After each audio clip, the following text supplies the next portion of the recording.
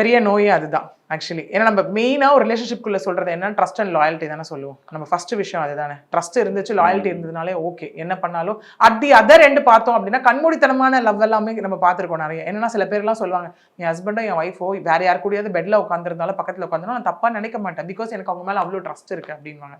அது கரெக்டா இருக்கும் பட்சத்தில் ஓகே. அதை அட்வான்டேஜா யூஸ் பண்ணி தவறு பண்றவங்களும் இங்க இருக்காங்க.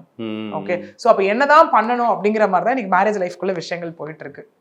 இப்போ அவங்க மனைவிக்கு சரியாகி ஏதாவது இன்வெஸ்டிகேஷன் நடந்ததா? இல்ல அதுக்கப்புறம் அவங்களுமே வெட்டப்பட்டு இருக்காங்க இல்லையா? ஸோ சிவியர் கண்டிஷன் அப்படிங்கிறது தான் இருக்கு. அதுக்கப்புறம் இன்வெஸ்டிகேஷன்ஸ் போகுவாங்க. ஏன்னா போட்டு என்ன மர்டர், அட்டெம்ப்ட் மர்டர் அப்படிங்கிறது சாதாரண செக்ஷன்ஸ் கிடையாது இதுல. ஓகே, மற்ற செக்ஷன்ஸ் 2 குழந்தைங்க வேற இறந்திருக்காங்க. 2 குழந்தைங்க இறந்திருக்காங்க. அதுதான் அது எவ்வளவு அரக்கத்தனம். இன்னைக்கு இதுதான் நிறைய ஒரு கொடூரமான செயல். வைஃப் ஒரு விஷயம் பண்றாங்க அப்படின்னும் போது குழந்தைங்க மேல கூட அது ஜீரோ ஆகுது இந்த இடத்துல.